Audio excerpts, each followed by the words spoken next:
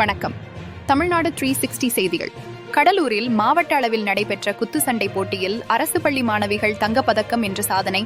கடலூர் மாவட்டம் கடலூரில் மாவட்ட அளவிலான குத்துச்சண்டை போட்டிகள் நடைபெற்றது. முன்னதாக டிசம்பர் 28 அண்ணா உள்விளையாட்டு அரங்கில் துவங்கிய மாவட்ட அளவிலான குத்துச்சண்டை போட்டினை சட்டமன்ற உறுப்பினர் ஐயப்பன் அவர்கள் துவங்கி வைத்தார். தொடர்ந்து நடைபெற்ற போட்டியில் மாவட்டத்தின் பல்வேறு பகுதியிலிருந்தும் மாணவிகள் கலந்து கொண்டு அவர்களது தனித்திறமைகளை நிரூபித்தனர். இதேபோல் கடலூர் மாவட்டம் ஸ்ரீமுஷ்ணம் தாலுகாவில் உள்ள அரசு மேல்நிலைப் பள்ளியில் 11ஆம் வகுப்பு பயிலும் ரிஷிகா என்ற மாணவியும், அதே பள்ளியில் 6ஆம் வகுப்பு படிக்கும் ரித்திகா என்ற மாணவியும் போட்டியில் கலந்து கொண்டு தங்கப்பதக்கம் வென்று சாதனை படைத்துள்ளனர். இச்சாதனையாளர்களை ஊக்குவிக்கும் விதமாக புத்தாண்டை முன்னிட்டு அந்த மாணவிகளுக்கு கடலூர் மாநகர துணை மேயர் வழக்கறிஞர் தாமரை செல்வன் வாழ்த்து தெரிவித்தார். இந்நிகழ்வில் பயிற்சியாளர்கள் ரங்கநாதன், சத்யராஜ் உடன் இருந்தனர்.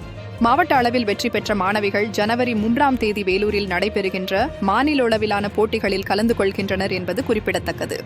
தனியார் பள்ளிகள் வென்று வரும் காலகட்டத்தில் அரசு பள்ளியினர் சாதனை படைத்து வருவது பெருமிதம் அளிக்கிறது.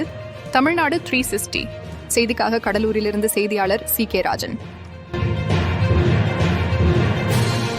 திருமுட்டம் அரசு மேல்நிலைப் பள்ளியில் 11ஆம் வகுப்பு படிக்கும் ரிஷிகா என்ற மாணவி தற்போது கடலூர் மாவட்ட அளவிலான குத்துச்சண்டை போட்டியில் தங்கம் வென்றுள்ளார்கள் என்பது குறிப்பிடத்தக்கது.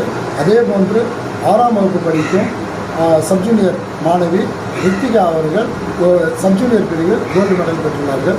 அவர்கள் இருவரும் இன்று மாநகராட்சி துணை மேயர் தாமரை செல்வனை சந்தித்தார்கள். அவர்கள் இருவருக்கும் விடுதலை சிறுத்தை கட்சியின் சார்பிலும் கடலூர் மாநகராட்சி சார்பிலும் அவர்களுக்கு பாராட்டுகளை தெரிவித்தோம்.